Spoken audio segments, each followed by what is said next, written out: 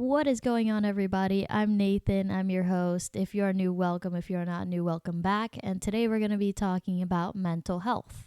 One of the first things I want to say is that there's obviously this huge stigma around mental health and how it can't be spoken about in certain settings like the workplace or maybe with family. And I just want to let you know that your mental health matters and it should be talked about more, and there should be more space at the table for those types of conversations. There's a huge need for that type of conversation about mental well-being. I don't know how many of you have dealt with anxiety or depression before.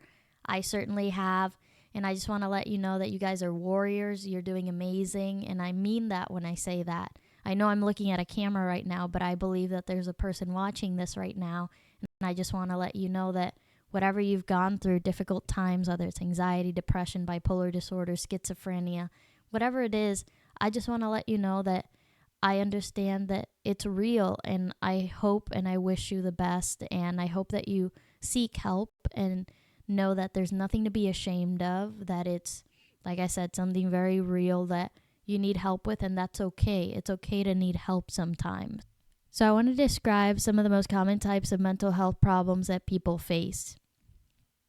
I want to preface this by saying that these descriptions are extremely simplified and it has so much more depth. I'll go into some of it, but these are mainly the things I'm going to list off that I have are going to be kind of simplified. So for example, with depression, I have, persistent feelings of hopelessness and changes in appetite and sleep patterns. But for example, it can be heaviness. It can be feeling really heavy all the time. It's hard to get out of bed.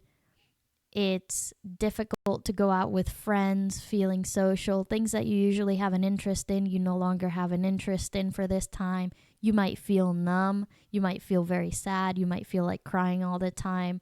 And again, this is something very real, and I want to let you know that your feelings are valid. I want that to be a common theme in this video, is that your feelings are valid. Your feelings are real, and you shouldn't be ashamed of it or feel embarrassed about it because it happens. You're not alone. A lot of people go through this kind of thing, and it sucks, and it's awful. But two things. Number one, you're going to get through it. I know it's really hard, but you're going to get through it.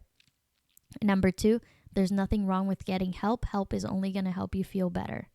One important tip that I need to apply to myself and might help you to hear me say it is that no matter what other people do, it has nothing to do with you. And I mean that in situations that typically have a negative connotation where people can be mean or rude or can be standoffish or defensive.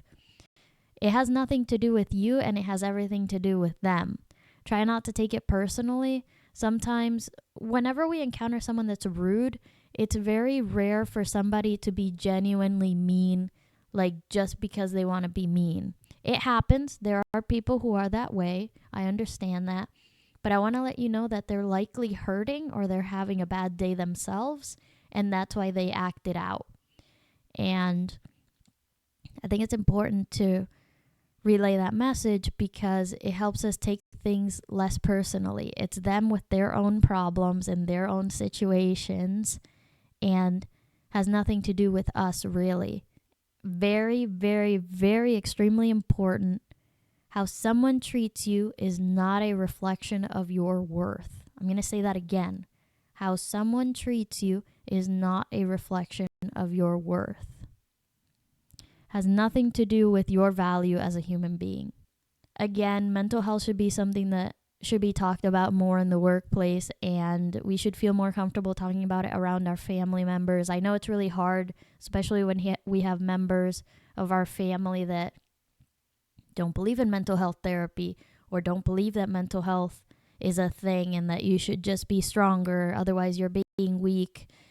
That's BS. It is so real to have depression and have anxiety and be scared and be sad and all of these types of symptoms. It's very real. A note on the workplace stuff. I know I say this to people and they're listening, and it's probably people that are suffering with these ailments, But I want this quick note to be for the people, the directors, CEO, managers. Please, please, please be kind, be compassionate towards your employees, and please be understanding and knowing that there's people who are going through a rough time. We were going through a rough time before 2020 and the pandemic. So imagine now. It's a lot harder, and it's really impacted a lot of people. It's really traumatized a lot of people, and we need to be kind to one another. We need to be kind to each other.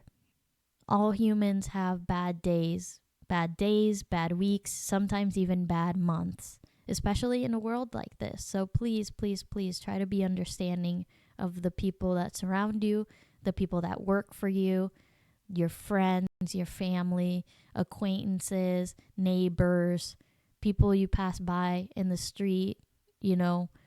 So now for anxiety. Excessive worry and restlessness. And the symptoms can vary. It could be generalized anxiety. You could have social anxiety. You could have OCD, which is a type of anxiety disorder. You could have panic attacks.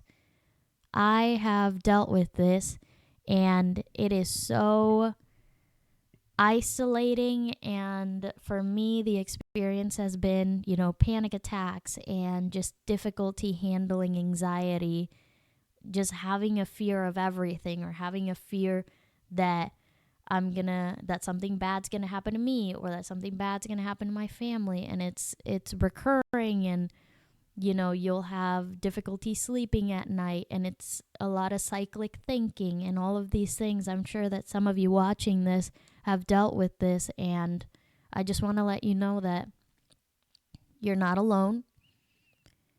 You're going to get through this. You're going to be okay. I know it's repetitive and it sounds cliche, but I promise you, I've had it for years, and it just takes time. It takes time to learn and have experience of understanding what tactics, what tips, what methods work best. And just knowing that you're going to be okay is the first step. It helps a lot to know that, to try to internalize that fact. Recognizing symptoms is absolutely crucial, and it's also another step towards seeking help. Seeking help is a sign of strength, not a sign of weakness. Looking for help is one of the most important things you can do for yourself. It's a sign of self-love. It's a sign of self-care. It's something that you're doing to show yourself that you want to be a better version of yourself, that you love yourself, and that you want to feel better. It is so pivotal. For me, it was so pivotal to look for help and get therapy, talk therapy. It's okay to ask for help. Mental health is a journey, and support is essential. I know that for some households, therapy is a huge argument point, and I know what it's like. I understand that there are parents out there that feel like mental health therapy is useless, that it doesn't do anything for anyone, that it's just, just talking to somebody is not going to fix my problems. I need solutions. I know that there are brains out there that think that way, and I want to be respectful because I understand that everybody grew up differently and we have different perspectives, and I want to let you guys know that all of your thoughts are valid and real. I just want to say and offer the idea that as someone who has dealt with anxiety and depression before, talking to someone made me feel like I could take a lot of the weight I had on me off, and I could feel less alone. And I talked to someone who let me know that I didn't have to be stuck in the way that I felt or stuck in the thoughts that I had, and that there are ways of rethinking or changing, shifting my perspective that is offered by the therapist, where I could, like I said, change my way of thinking into a more positive one. And it's not just about, just stay positive or just think a positive thought and it'll change everything. No. Therapists are trained to redirect thoughts and help you have the tools to manage your symptoms, and it's extremely helpful. A lot of the help that a therapist gives you is not necessarily something physical, tangible. Sometimes it is, but it's advice, it's guidance. It's a very important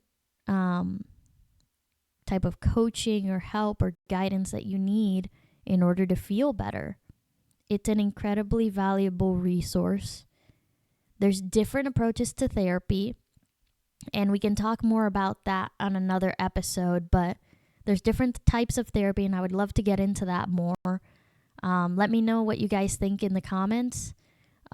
Feel free to share your thoughts, your experiences, anything like that. There's a lot to unpack here with these types of topics, and I want to talk about it more on this channel and just destigmatize and normalize these types of things.